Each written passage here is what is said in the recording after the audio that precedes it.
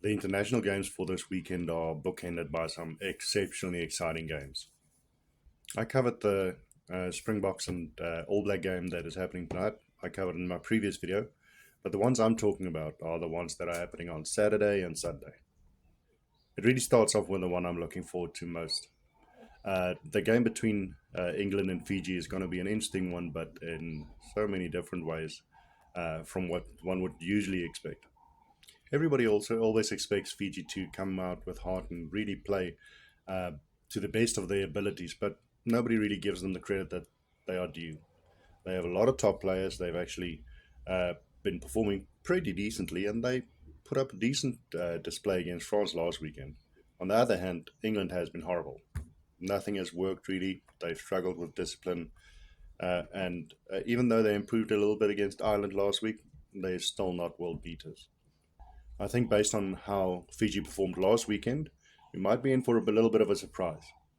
The 2023 version of Fiji is one that actually has a lot more balanced game. It's not just the all-out excitement that you get at different times, but that is still definitely there. I think they're actually going to be a little bit too much for England, and if it turns out to be a 5-point win for Fiji, I will not be shocked. I'll actually enjoy that. The games in the middle would be more one-sided affairs. First up is Scotland and Georgia. I really love both teams, and I think Georgia is evolving in a great way, but Scotland has been a surprising team the last couple of months. I really love the way that they play, and I don't see them winning by less than 30 on Saturday. The Italy to Japan game is going to be a fairly entertaining one to watch. The sad thing is Japan hasn't reached the heights yet that they did in previous years, so they're still a little bit disjointed. I hope that they can improve by the time the World Cup starts, but I think this one is definitely going Italy's way. I think if it's around a 10-15 point win, that seems about right.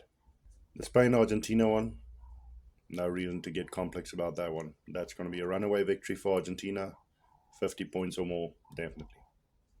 Ireland versus Samoa, now that one I think can be entertaining in a couple of ways. Samoa will be stronger based on the players that they've gotten in. Samoa has always been a proud rugby nation. They've been one of the better island nations on a constant basis. Ireland, on the other hand, they're just class. I can't see many people getting past Ireland, and on this weekend, I don't see it happening for Samoa either. I think it's going to be a closer game because Ireland would not really be that hard pressed to try and prove any point. So I think in the end it will probably be about a 20-point victory, but it's one that wouldn't be too much of an effort from that Irish team. The last game of the weekend, the France versus Australia game, is actually going to be a good one. Australia have been written off by many, even their own rugby public, which is a damn shame. They have been improving over the past few weeks, and they should get some credit for that.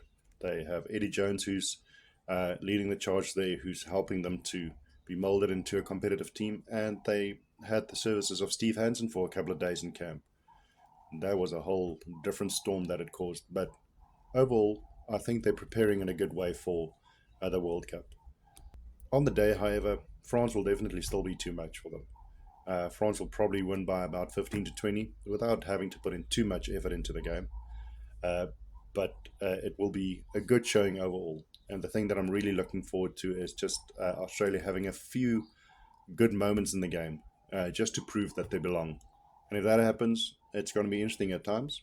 I don't think France are going to worry too much about this one. But yeah, I think France will actually just put up a show just to make sure that everybody still remembers that they are the ones to beat in this tournament.